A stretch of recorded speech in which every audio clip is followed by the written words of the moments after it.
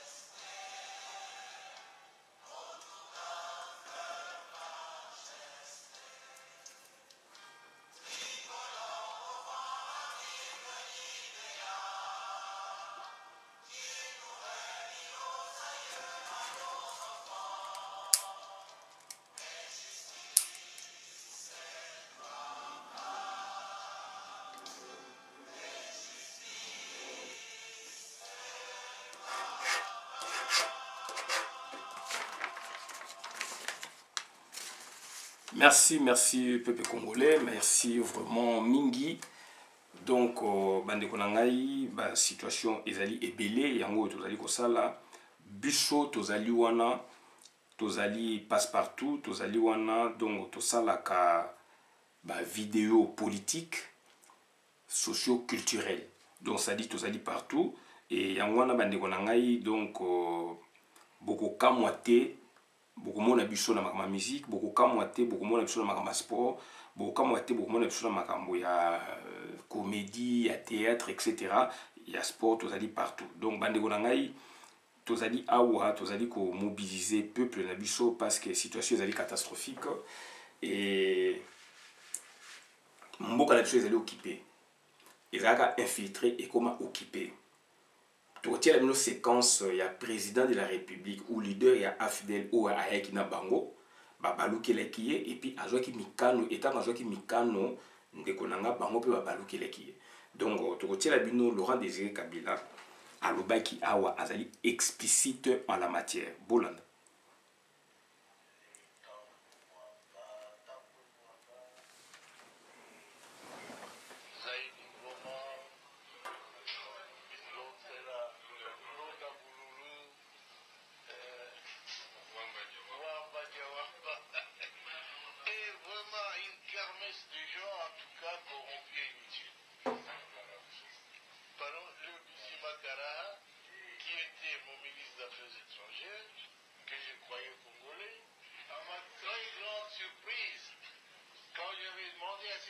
Se retirer et avait déjà fermé le Mali.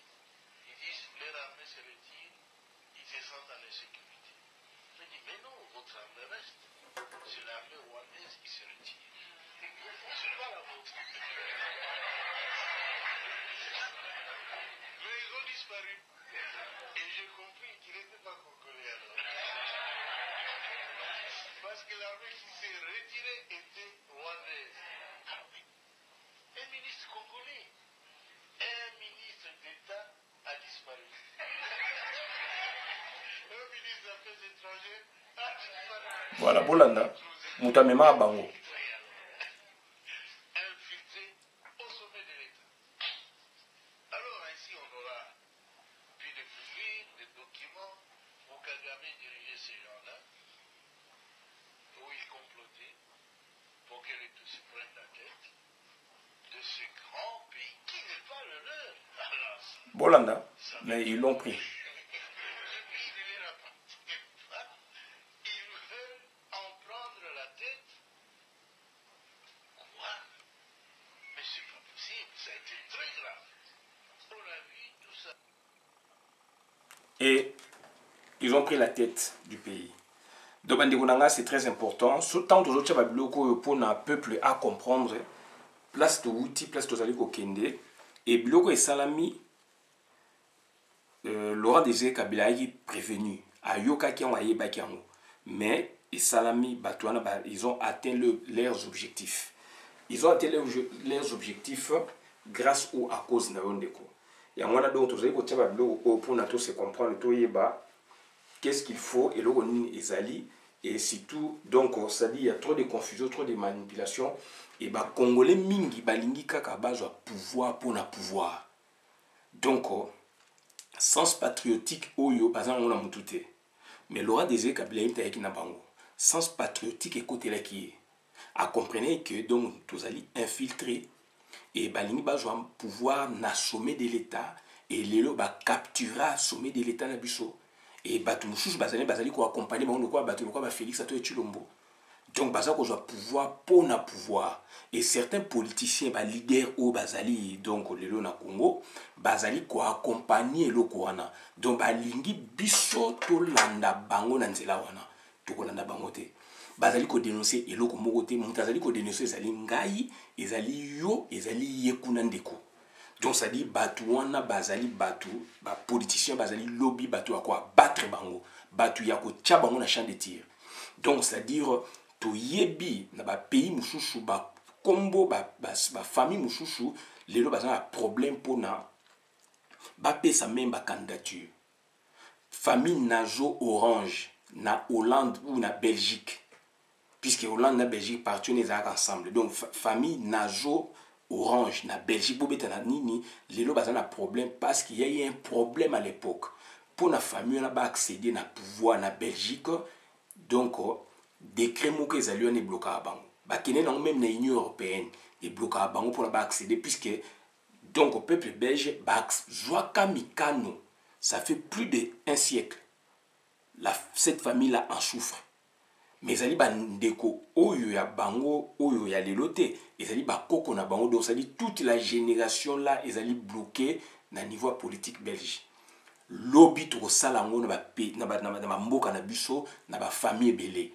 Ndeko nanga longola mawa yo zoli ko tchawana yango mboka ekufi. Ndeko nanga tcha sens élevé à compréhension. Ndeko nanga tcha bo mutu na yo liboso. Soko tcha bo mutu na yo liboso oko comprendre makambo to zali koloba.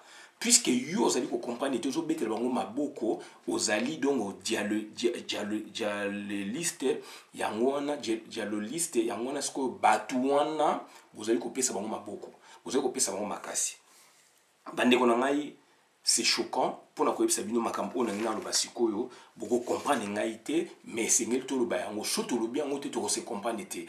Il faut to koma na niveau na ya ko dénoncer ba bloko wana mais elobama ezali ngai te ngana yeka ko tia yango bino na actualité. Pourquoi famille Tshisekedi balingi pouvoir pour le pouvoir? Pourquoi Félix Antoine Tshilombo lelo a commis président na bino protocolaire? Tokoye ba yango parce que papa Etienne Tshisekedi donc Etienne Tshisekedi en Mulumba na politique donc on parle pas trop de papa ou de maman mais ça dit mais Etienne Tshisekedi en Mulumba président a eu de pèse il était criblé de dettes.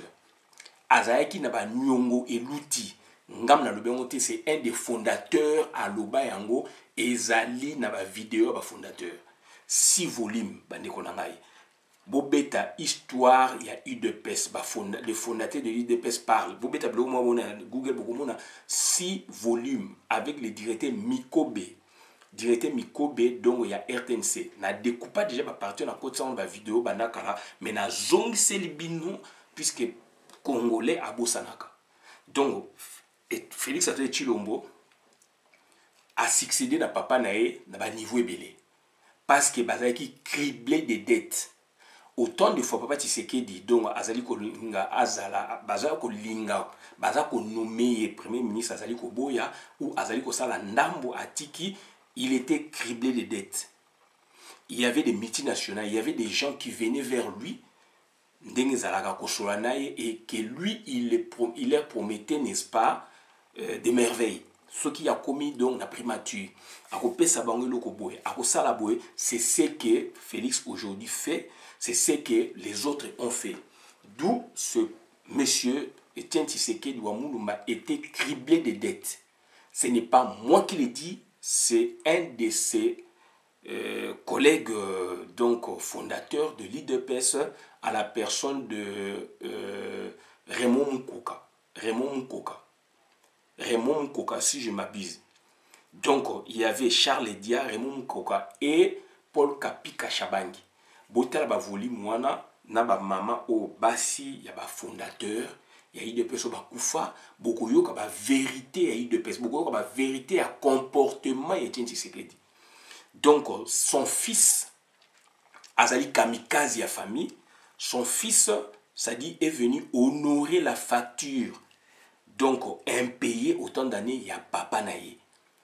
Suite il y a eu des engagements ya Joaki bambongo ya Joaki ya batu yango wana donc ye Félix Antoine Tshilombo donc azali kofuta kande nyongo ya papa naye yango bazalaki na choix donc ba signé ke yoma bayebi ke Congo ezali bilanga na bango donc ba signé yoma bayebi ke bokosala bango eloko moko te bokosala bango eloko moko te yango na sikoyo akomi na primature bambongo bozoko yoka bayibi batie na réserve ya Congo na banque centrale ake atie maboko mbongo kote bake batie maboko muyibi monene ye wana papa na ye donc azalaki criblé de dettes asangageaki pouvoir na maboko azwaki yango bien te du mwana na ye ayebi souci au papa na ye elataki ye ayebi souci oyo ayebi badossier oyo bazalaki nango d'où il faut que futa ba dette wana bandeko na baza ko futa na yote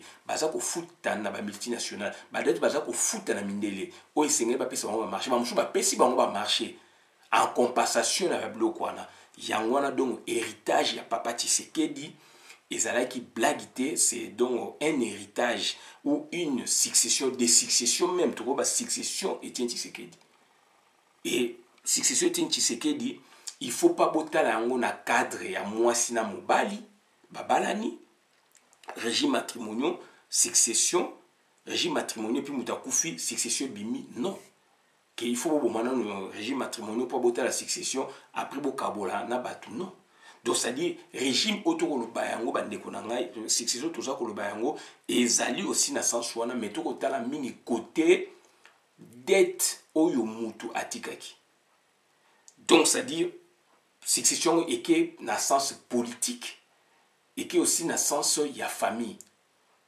de la sens politique et puis na sens biologique ça c'est la succession Etienne Tshisekedi sens politique et sens biologique d'où ils allaient entrelacés ils allaient croiser ils allaient ensemble d'où le fait qu'ils allaient croiser ils allaient ensemble donc c'est à dire il faut qu'il y ait ba eloko nini ezali biologique na eloko nini ezali politique. Or, dans la politique, il y a aussi des engagements financiers où le papa Tshisekedi a s'engagé qui na batu songolo pakala, ba société songolo pakala, donc ba partenaire songolo pakala a s'engagé qui et ba pesa qui ba misolo. D'où azalé toujours ko promettre bango que a cause beaucoup de choses beaucoup a ko arranger yango. Bande ko nanga na za ko senga na bino bolanda 6 volumes il y a ba fondateur il y a UDPS. C'est pas moi qui l'ai dit. Donc, il y a un azali ko senga na bino bolanda yango pour comprendre ma nazali ko loba. Succession papa Tshisekedi des succession biologique, succession papa Tshisekedi des succession politique. Il y a un bakoki ko linga jamais programme oyo yemoko aussi a souhaité qui puisque quelque part il est donc responsable d'une famille restreinte yaye, d'autre part azali donc un des responsables à niveau national. Et qu'il incarnait l'espoir du peuple congolais.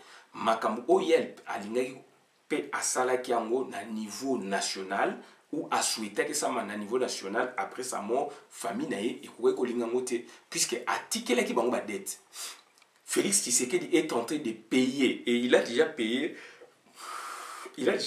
donc presque la moitié ba dette oyo presque totalement ba dette au papa na tikaki. Donc yango no moni donc il fallait donc, présidence de la République, il fallait capturer en haut. Président de la République, il fallait capturer en haut. Papa Tshisekedi a koufi pauvreté. Papa Tshisekedi a des immeubles. Na Gombe wana ya étage. Je vous dis, Papa Tshisekedi a koufi pauvreté. Papa Tshisekedi a zali na ba immeuble ya étage na Gombe. Hormis oyo bino bomona kawana. O bomona na boulevard wana. Aza ba immeuble na Gombe. Donc papa Tshisekedi azali mutu asali ba faire mais à porter qui donc c'est-à-dire façon moko donc c'est-à-dire simple simpliste donc il y a quelqu'un c'est comme s'il n'a rien donc bandeko nanga c'est très important makam toza ko sabino Donc pour faire attention na famille Tshisekedi des famille oyo elingi mbongo, famille Tshisekedi des famille oyo donc c'est-à-dire ba détruire ba âme ya bato, famille Tshisekedi des famille oyo ba ndeko nanga donc c'est-à-dire ba se comporter ndenge wana, famille Tshisekedi des famille oyo ba ndeko nanga donc c'est-à-dire ba lingaki mboka Congo ekoma na état oyo ezali. Et bazali ko mona eloko moko te. Pona bango Congo ezali malamu. Bazali ko vivre donc mabe comme malam comme mabe ndeko na ngai. Ça c'est la famille Tshisekedi. Ya ngwana ba ndeko na ngai nazali ko senga na bino, il faut bozala prudent. Donc c'est-à-dire na succession ezalaka soki mowe ya kufi. Vous fungoli succession bien sûr na lie o ya kufaki. Après sikoyo bokosala inventaire. Bokosala inventaire puisque bosisi makama mikanda. Donc, c'est-à-dire, bokomi ba héritier, boza investi comme ba héritier. Il y a la procédure, les aliwana, code de la famille zoro kota, loi foncière zoro kota, soki mutatika ki biloko. Donc, c'est-à-dire, ndekonanga c'est très important. Et donc, bogota là, donc, passif na actif. Est-ce que papa tiki biloko ba mapango autant?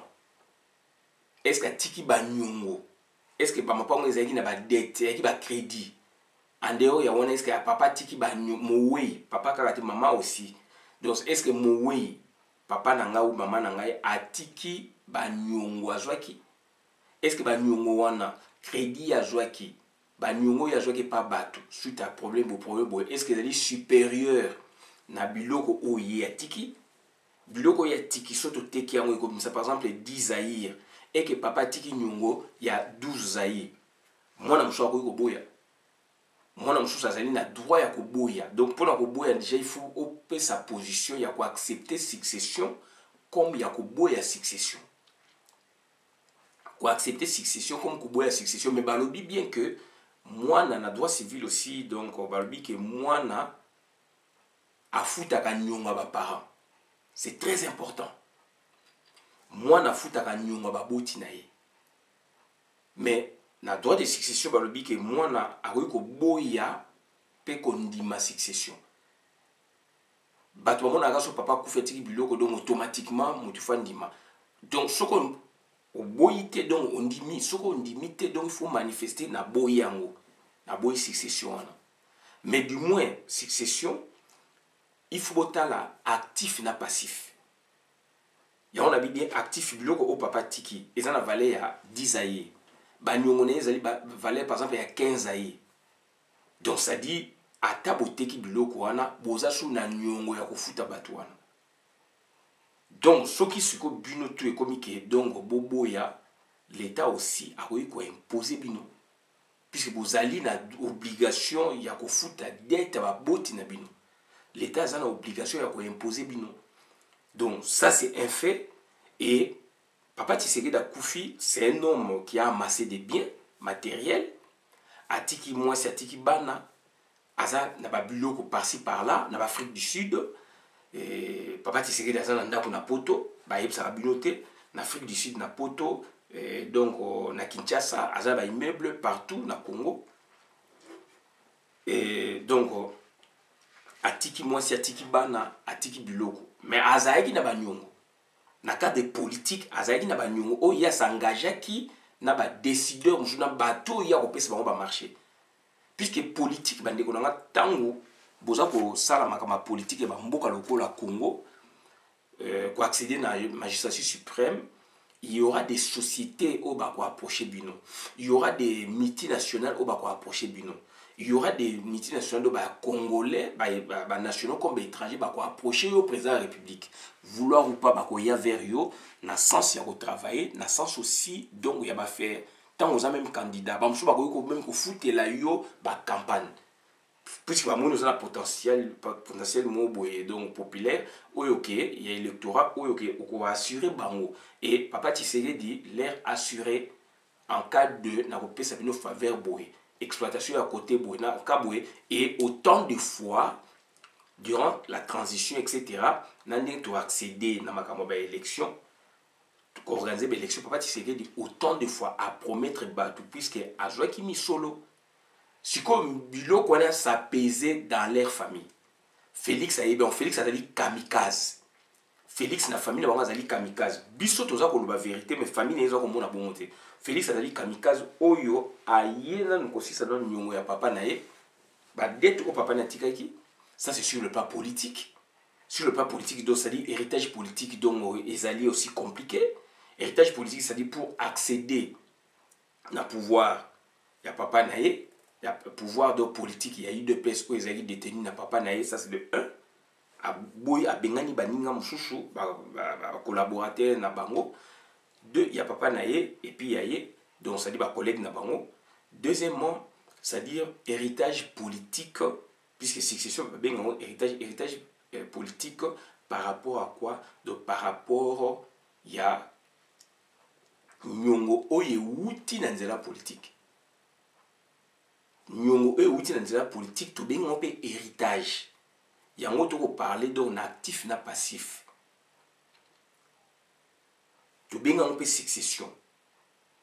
Sikoyo famille yebi yango Félix a sali tout à capturer place pour na al futa à liquider donc ça dit banyongo wana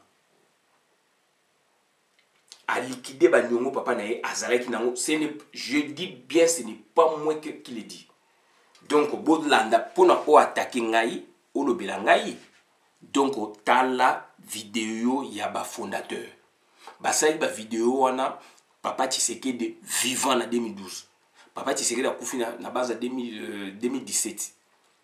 Vidéo ça a mis 5 ans plus tôt. Et tambola ngana monyango na retard.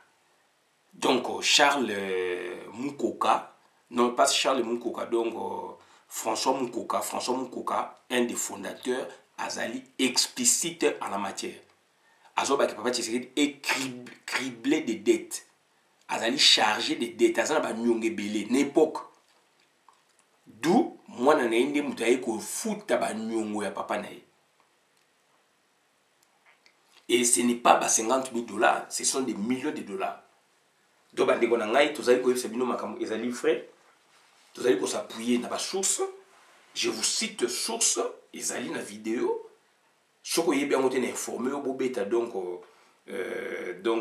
les fondateurs de l'UDPS parlent ou l'histoire des fondateurs de l'UDPS. Charles Dia, Raymond Mukoka, Charles Dia, François Lusanga, enfin, comme et puis Charles Dia, Raymond Mukoka, je pense, Raymond Mukoka, François T, je pense, Raymond Mukoka Mokazaluana, je ne sais pas si c'est encore Raymond ou François, mais Mukoka Zaluana, Charles Dia, Paul Kapika Chabangi, donc ça dit un des fondateurs Azali qui expliqué donc papa enfin Étienne Tshisekedi wa Moulou Mazali criblé de dettes. Alors comment criblé de dettes ndenge nini ya azali na pouvoir te, ali na pouvoir mais ali na pouvoir te.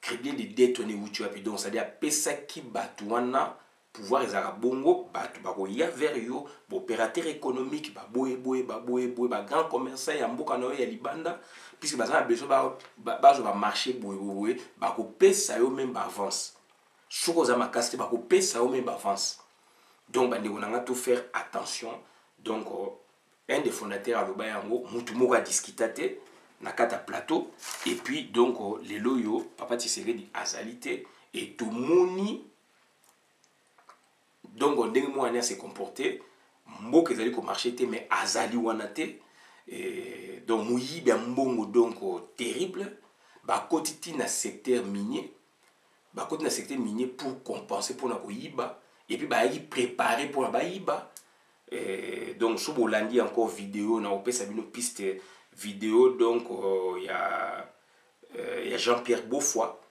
Jean-Pierre Beaufoy il a parlé de ça en 2015 avec consultant il y a eu deux pièces consultant na bango a dit que bazali préparer bandimi babi bango il faut bakufa donc ba riche puisque ba moni bana Kasavu ba moni bana Lumumba ndenge donc batikali pauvre et que papa na bango c'est politique à makasi azali na mbongo te ndenge balobaki ndenge donc Bofo alobaki, alors que Charles Dia, proche de Papa Tshisekedi, un des cofondateurs il y a UDPS, bazali koyoka à un certain moment Papa Tshisekedi a benganaki même na UDPS et ensemble là Paul Kapika Chabangi na ba Charles Dia na ba Boye donc baloba ba vérité.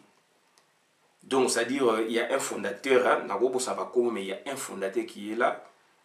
Je pense François Lusanga, na parle mingi na Mukoka mais François Lusanga, un des fondateurs. Donc azali wana azali koloba bien que Papa Tshisekedi azali criblé de dettes. Yamona azali criblé de dettes détournées wuti wapi. Yamona bi donc il faut faire attention tantôt parler na succession Tshisekedi. Succession Tshisekedi donc doivent s'entendre en deux façons. Donc doivent s'attendre donc de deux manières. Donc c'est-à-dire premièrement succession Etienne Tshisekedi donc succession biologique. Succession biologique on est libana naïm tu vas accéder puisque c'est un père de famille à outi kokufa.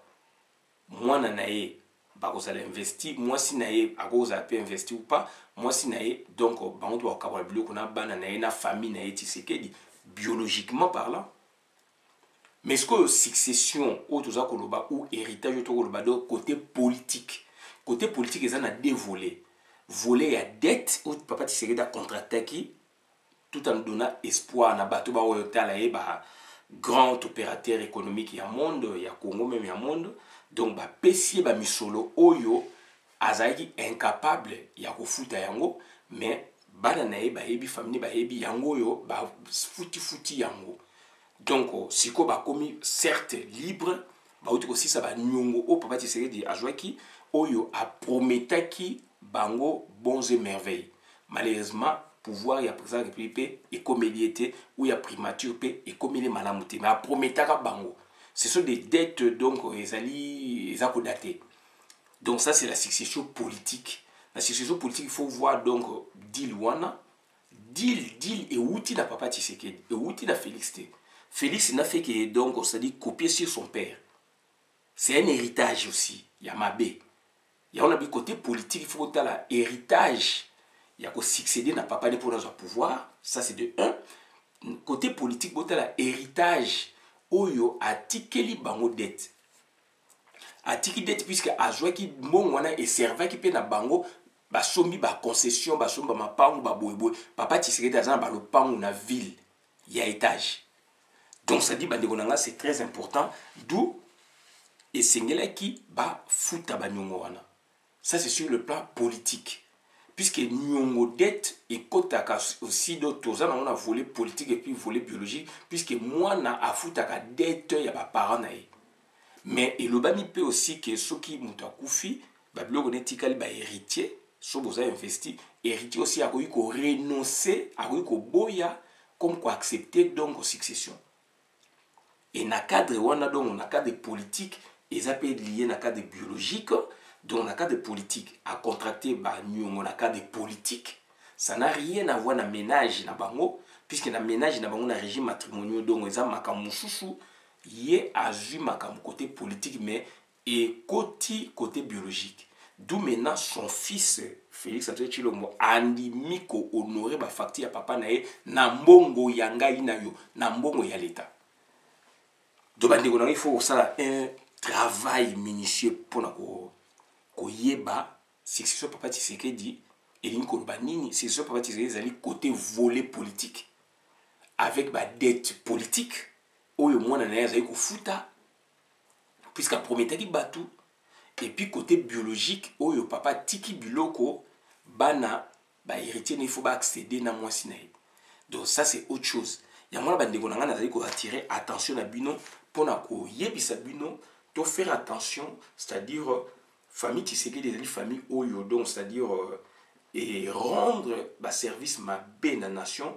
Famille Tshisekedi des famille oyo ya le koso, famille Tshisekedi des famille oyo et détruit Congo, mais to betela ko maboko, on appelle betela ko maboko, mais avec du recul on comprend maintenant que famille wana ezali famille oyo et maudire et assujettir peuple congolais. La Bible est maudire peuple congolais et assujettir peuple congolais. Famille Tshisekedi.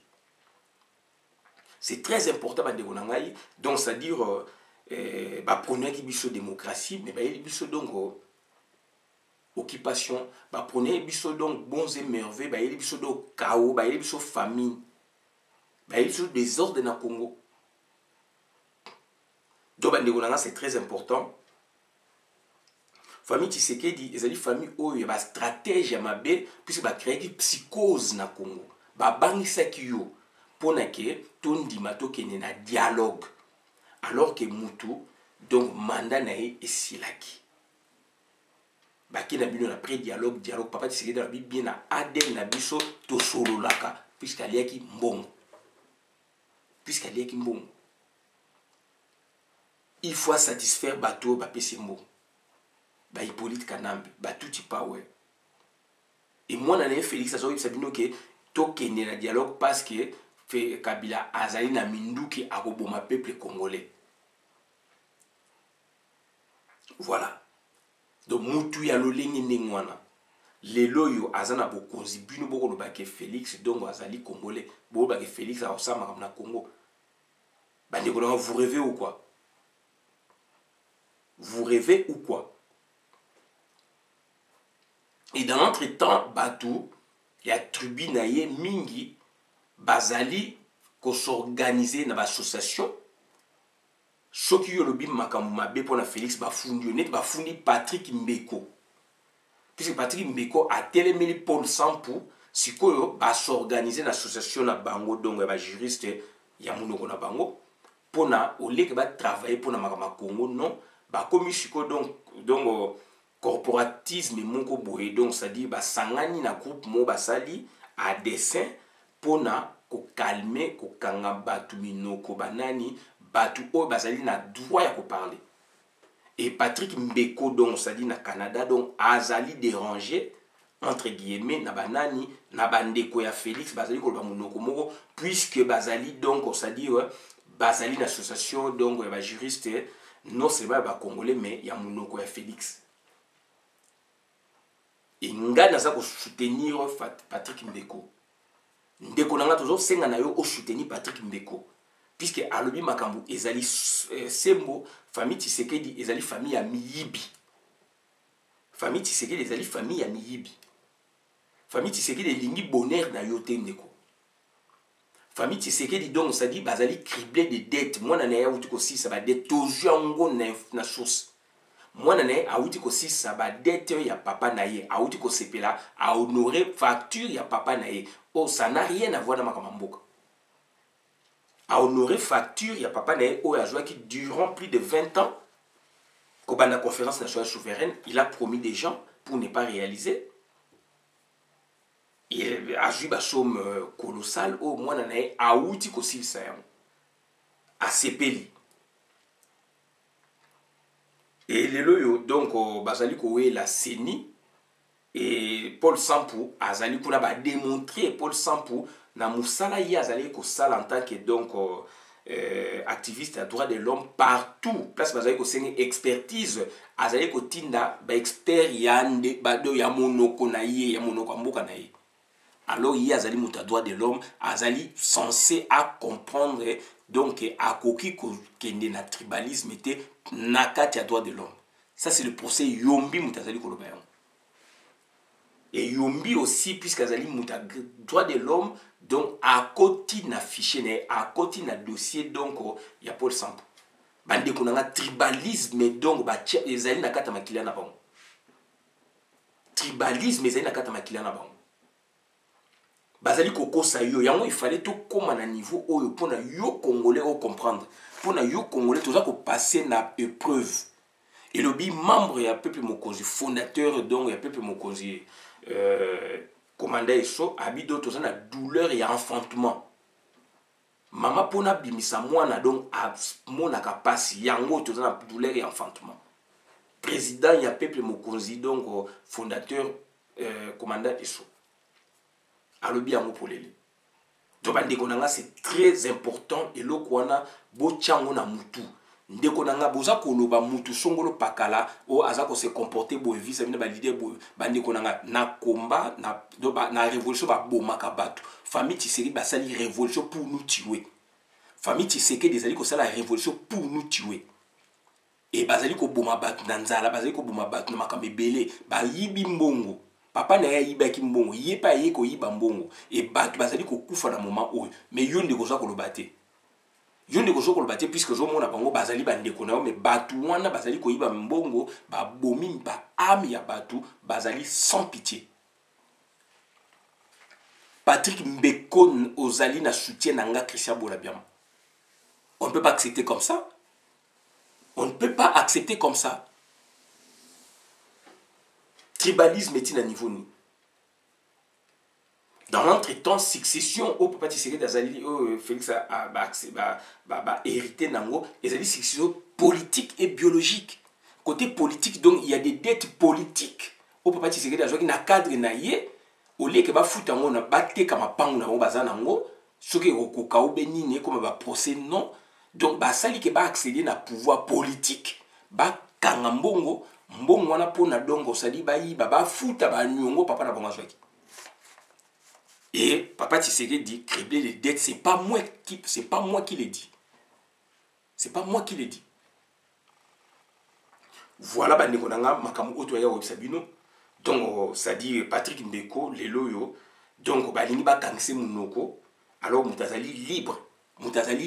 Beaucoup il peut qu'on soit pouvoir na ndenge wana te. Pouvoir peso makandenge wana te. Donc ezali pouvoir ya moyibi et Félix donc toko combattre na tribalisme ni wana. Toko combattre na moyibi o ba ye na ngona Congo. Toko combattre famille wana. Et je ne vois pas après papa Tshisekedi donc le Félix a accédé na moyibi wana, je ne vois pas un Tshisekedi encore accéder na pouvoir na Congo. Je ne vois pas. Peut-être sur le niveau il y a territoire. Na niveau comme c'est des zones ba territoire d'origine etc. Na niveau ya mboka boye donc famille Tshisekedi accéder na pouvoir est difficile. Botan histoire na il y a Hollande et la Belgique, il y a une famille Nazo Orange en souffre. Cette famille en souffre pour la droit et liberté fondamentaux na bango puisque décret ça na période puisque ba sala ki makambu oyo peuple belge a sepela na moté. Les familles en souffrent. Parce que mes requêtes na Union européenne moyen Union européenne va traiter en exact. Donc il y aura de telles résolutions donc ça dit à l'encontre de la famille Etienne Tshisekedi. Les familles mon modèle, les familles qui bomba Congo et qui faire souffrir Congo. Alors bah prenez une démocratie. Et papa on a azali criblé des dettes. Botal là donc vidéo et bah fondateur, c'est pas moi qui l'ai dit. Un des fondateurs l'a bien dit, papa Tshisekedi vivant. Batikala ko nié en moté. Et les loyo, donc Paul Sampou, azako la nini, akene na seni, atiki makamne à droit de l'homme, awa. Tobouni ensemble, si vous comme Félix, bakei, balingi, ba justifier scientifiquement, ba soutenir Félix, tozali wana. Balingi ba salaboye, ba soutenir Félix, tozali wana. Congo eza ba Félix te. Congo eza pe yanga monte, eza biso nyonso tout. Mais mutu oyo azwa ko yana ndinga mabe toko telemela ye. Donc Patrick Mbeko oza na soutien na biso. Donc voilà ba ndeko nanga makamoto yega ko lobangwa to soki pa bola na vidéo manam na compte communauté. Ngai Christian Bolabiama mamba peuple mokozi peuple souverain, combattant résistant révolutionnaire, PNI et ali politicien non institutionnel. Donc ba ndeko ngai donc mboka sikezali koya ba biloko na ba aventure wana tous et aussi là Félix donc akoleka mokileza biso to koleka mais sur le pas politique Félix ezali éphémère akoleka Kabila ezali éphémère akoleka nouvelle équipe ekoyaka république asike kobima mboka ekozala liboso ekokene liboso et puis ba norme asike koya donc ba aventure wana aussi là donc maman Marthe qui n'est pas femme il y a Félix c'est cette maman qui dirige le Congo. Donc, moi, maman Marthe, ça va diriger pour le compte de qui, on ne sait pas. Niake au sexe, ça va diriger pour le compte de qui, on ne sait pas. Ok, Kotoyo, donc, Olive Lemba, ça va diriger pour le compte de qui, on ne sait pas. côté OK Hippolyte Kanamba azali ko diriger pour le compte de quel pays tu éviter côté Félix azali ko diriger pour le compte de quel pays tu éviter dans l'autre temps baza ko mebino na makambo ba seni quoi Paul Sampou tout ça etc. na cadre de tribalisme et donc mutuwa za position botelemi mutuwa za position botelemi on a peur de rien yangwana naza ko badongo c'est-à-dire Patrick Mbeko ozana soutien ya ngai Christian Bonabiam donc on a eu le bango na souki abona na vidéo manam na compte communauté merci.